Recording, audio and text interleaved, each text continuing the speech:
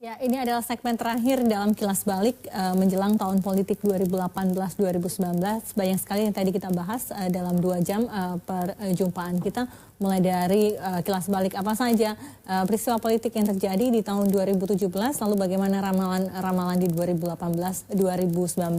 Tapi Pak Kiki dan Pak Salim Said, concern kita sama adalah agar tidak terjadi konflik horizontal, tidak terbuka lagi kotak Pandora begitu. Tapi bagaimana caranya nanti untuk akhirnya masa ini kembali lagi menjadi plural begitu, tidak lagi kemudian memilih orang hanya karena satu agama, satu ras, satu golongan, dan tidak memilih orang dengan latar belakang yang berbeda, atau misalnya orang atau partai politik yang mendukungnya bukan latar belakang yang sama dengan dia, Pak Kiki. Ya. Karena sakit hati itu masih terasa begitu. Ya, menurut saya untuk mengamankan ini semua, ya sejauh mungkin harus dihindari politik identitas itu. Berpolitik harus dengan ideologi. Nah, tapi ketika kita bangsa ini sudah menentukan bahwa ideologi kita adalah Pancasila, nah maka harus konsisten dengan itu.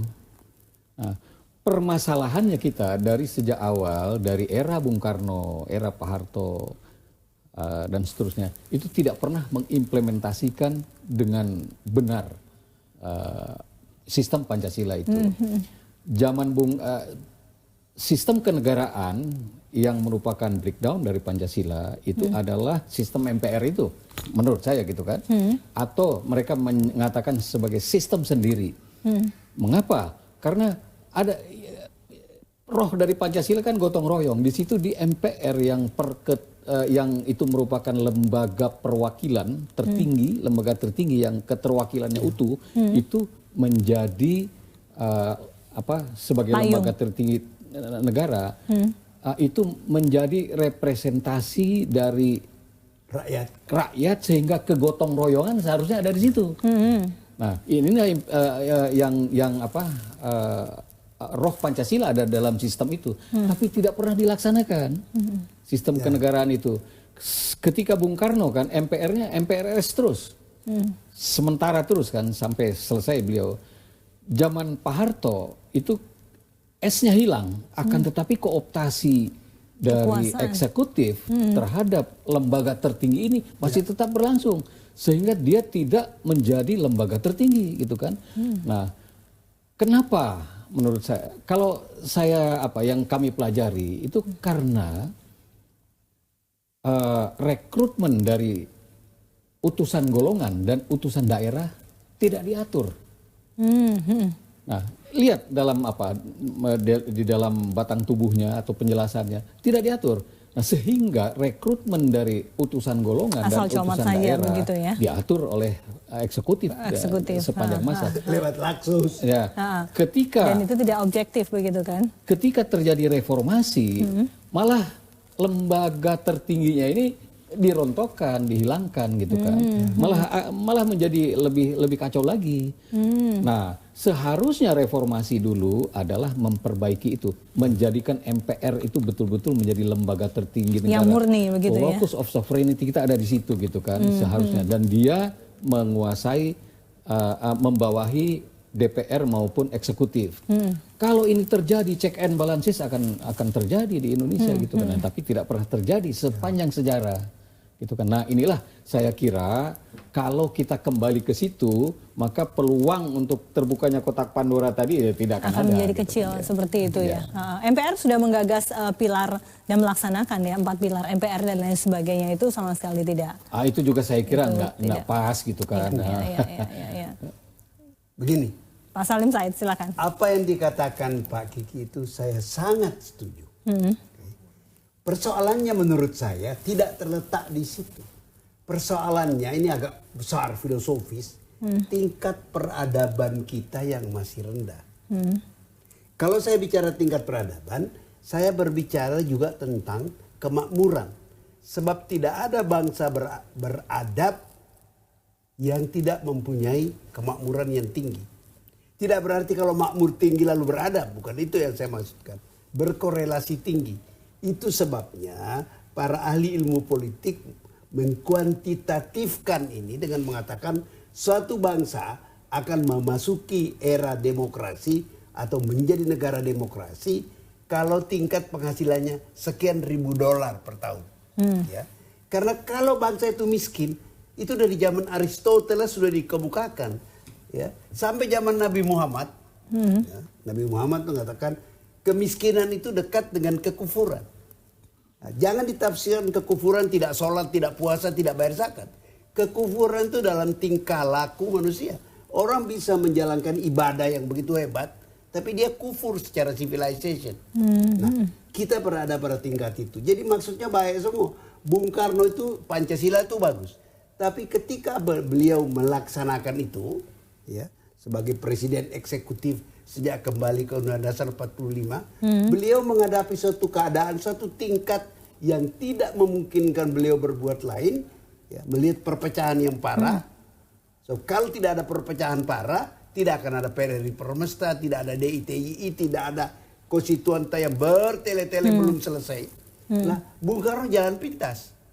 Tidak lagi melaksanakan cita-cita awal. Dia bikin satu pemerintahan otoriter. Demokrasi terpimpin. Oke. Itu yang diceritakan Pak Kiki tadi. Pancasila diperas dari 5 sila menjadi 3 sila, menjadi 1 sila. Yang 1 sila inilah yang menjadi pembenaran filosofis PKI harus ikut. Nah, ini dirumuskan menjadi doktrin Nasakom.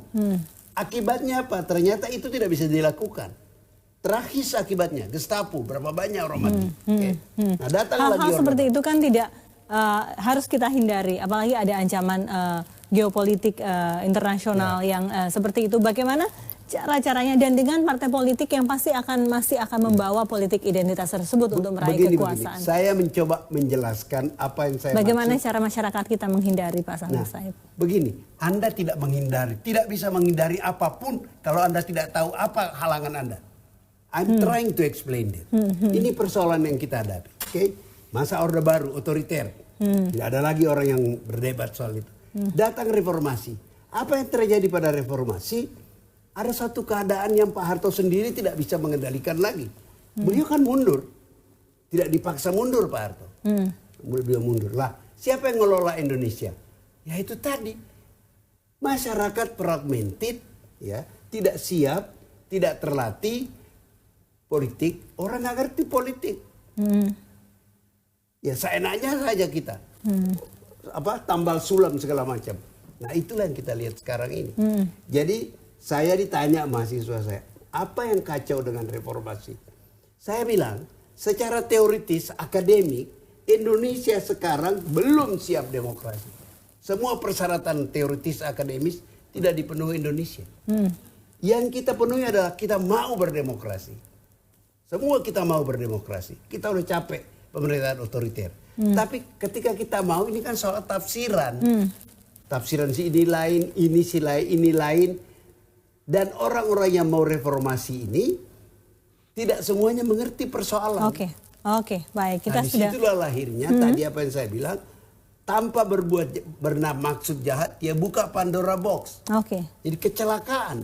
Karena kecelakaan, dan semoga kecelakaan itu tidak terulang baik sengaja maupun tidak sengaja begitu. Saya ingin ramalan di 2019 siapa saja yang akan maju sebagai capres dan cawapres beserta kingmakernya Pak Kiki. Yang pasti saya kira incumbent pastilah ya Jokowi presiden. Pasti, ya, tapi PDIP sampai sekarang belum menentukan dukungan kepada Pak Jokowi. Apakah mungkin akan beralih dukungan PDIP bukan kepada Pak Jokowi? Barangkali itu Pak Salim ya. Pak Kiki dulu. Saya hanya ingin tadi menjawab apa yang disampaikan. Bagaimana menghindari supaya politik identitas tidak terjadi. Ya tidak terjadi. Saya hanya ingin menghimbau kepada ini ada pilkada di 2018, pilpres pemilu di 2019. Saya hanya ingin mengatakan kepada para voters yang punya hak suara, hindari politik transaksional agar ke depan barangkali demokrasi kita bisa berjalan lebih bagus.